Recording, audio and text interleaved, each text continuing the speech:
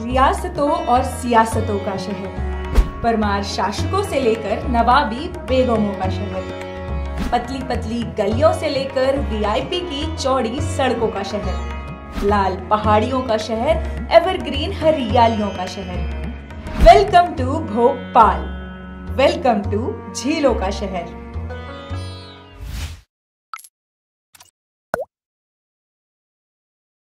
Hi, this is Nisha and here's an interesting fact for you. क्या आपको पता है कि भोपाल में 17 से भी ज़्यादा लेक्स हैं और इसीलिए भोपाल को झीलों का शहर यानी कि सिटी ऑफ लेक्स कहा जाता है। पर आखिर भोपाल में इतने लेक्स हैं क्यों?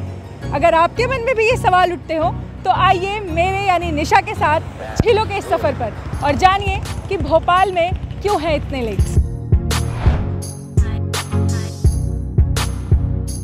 अभी आप जिस लेक को देख रहे हो ये है इंडिया का सबसे पुराना लेक, 1000 साल पुराना लेक। ये है भोपाल का बड़ा तालाब यानी कि भोज ताल।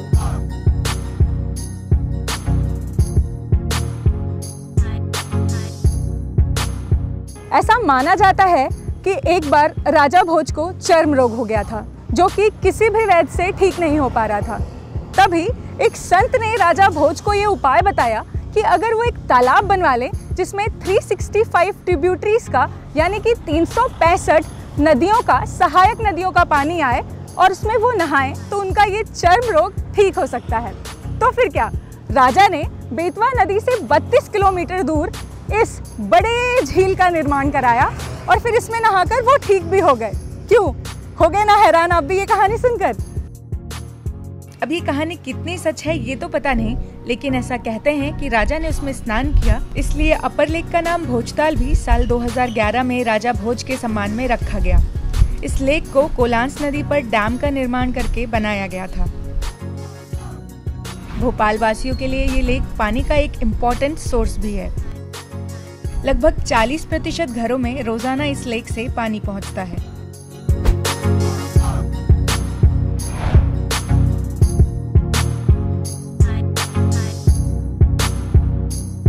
अपर लेक के ईस्ट साइड पर ये है लोअर लेक यानी कि छोटा तालाब। इस तालाब की जो कहानी है वो ये है कि इसे भोपाल शहर के सौंदर्यीकरण यानी कि ब्यूटिफिकेशन के लिए बनाया गया था।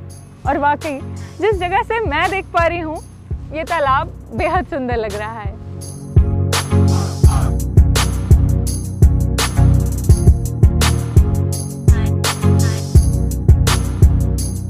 लोअर लेक एक पुल के किनारे बना हुआ है जिसका नाम पुख्ता पुल है। लिटरेचर की कई किताबों में इसीलिए आपको इस तालाब का नाम पुख्ता पुल तालाब भी मिल जाएगा।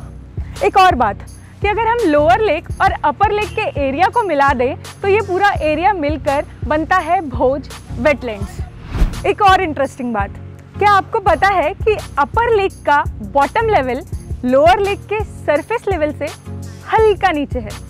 क्यों, कंफ्यूज हो गए ना? है ही ऐसी चीज। लोअर लेक के पास कोई भी फ्रेश वाटर सोर्स नहीं है। इसमें ज्यादातर पानी अपर लेक से और 28 अलग अलग नालों से आता है।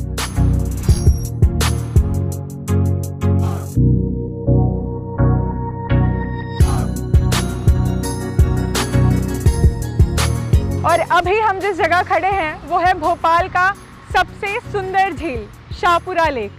शाहपुरा लेक दो चीज़ों की वजह से काफ़ी फेमस है। पहला तो इसका ये खूबसूरत पार्क जो इसकी सुंदरता में चार चांद लगाता है, और दूसरा ये पीसफुल सा सनसेट जो आपको दिन भर के सारे दुख तकलीफ भुलाने में आपकी मदद करता है। ऐसा माना जाता है कि famous civil servant MN Buddh जब भोपाल के नगर निगम प्रशासक थे तब उन्होंने यहाँ की झीलों का रखरखाव किया और उसी समय आज से करीब 45 साल पहले शाहपुरा लेक का निर्माण हुआ। इस लेक में पानी का मेन सोर्स बारिश का पानी और सीवेज वाटर है, इसीलिए ये एक पेरेनियल लेक है जो साल के 12 मास पानी से भरा रहता है।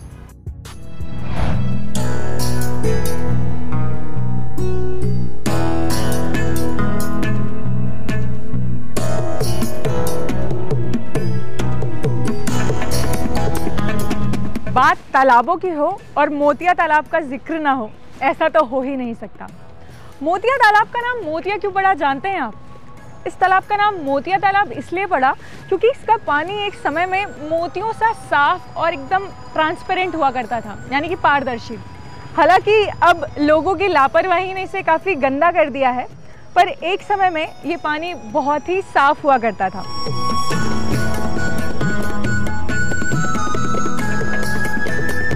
इस तालाब की हिस्ट्री कुछ यूँ है कि इसे भोपाल की तीसरी बेगम शाहजहां ने बनवाया था।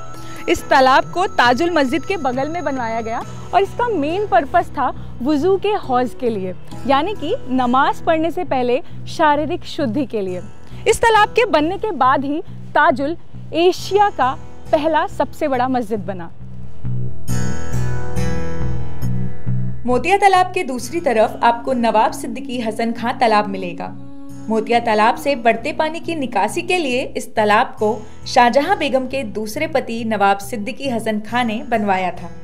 इस तालाब को यहाँ के लोग बीच का तालाब भी कहते हैं और इसके पीछे वजह यह है कि ये मोतिया तालाब और मुंशी हुसैन खां तालाब के एकदम बीच में आता है। कभी इस तालाब के साफ सुथरे पानी में ढेरों कमल के फूल खिला करते थे, पर आज हालात कुछ और बयां कर रहे हैं।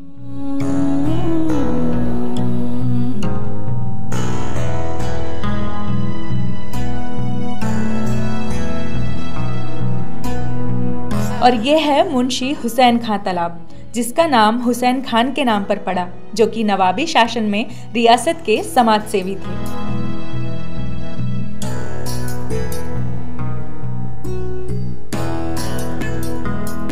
और ये है लेंदिया तालाब, जो भोपाल के पुराने तालाबों में से एक है। इस तालाब का निर्माण भी नवाबी शासन काल के दौरान किया गया था और उस समय यहाँ आसपास अस्तबल हुआ करता था। तालाब को घोड़ों को पानी पिलाने के लिए इस्तेमाल किया जाता था। अब आसपास बनी बस्तियों के कारण ये तालाब नाला बनता जा रहा है, जिसमें सीवेज का पानी इकट्ठा होता है।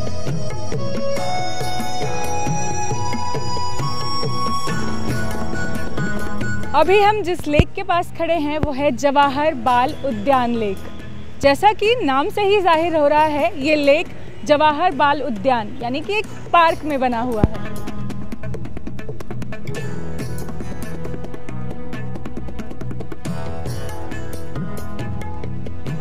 इसी उद्यान के पीछे एक बड़े से गड्ढे में इकट्ठा होने वाले बारिश के पानी को नाम दिया गया जवाहर बाल उद्यान लेक। फिलहाल में इस लेक का पानी नगर निगम द्वारा सिंचाई के लिए इस्तेमाल किया जाता है और यहाँ प्रतिमाओं का भी विसर्जन होता है। ऐसा माना जाता है कि जब भोपाल शहर बन रहा था तब कैपिटल प्रोजेक्ट अथॉरिटी ने शहर के सरकारी क्वार्टरों का विस्तार नॉर्थ टीटी नगर, साउथ टीटी नगर, तुलसी नगर और फिर शिवाजी नगर की तरफ किया। उसी समय 4 इमली की पहाड़ियों के नीचे बना वन विभाग का हेडक्वार्टर और जवाहर बाल उद्यान।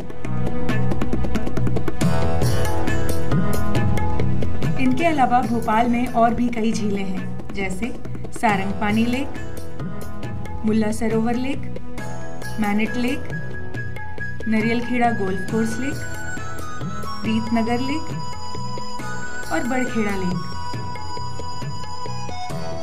झीलों की इस नगरी के प्रसिद्ध झीलों के अस्तित्व पर अब खतरा मंडराने लगा है। बढ़ते ह्यूमन एक्सप्लॉयटेशन के कारण ये झीलें अब ना सिर्फ गंदी हो रही हैं, बल्कि सिकुड़ने भी लगी हैं। ऐसे में ज़रूरत है कि हम थोड़ा सतर्क और जागरूक रहें, क्योंकि ये झीलें ना सिर्फ शहर की सुंदरता बढ़ाती हैं, बल्कि इन्हीं से हमारी शान भी है।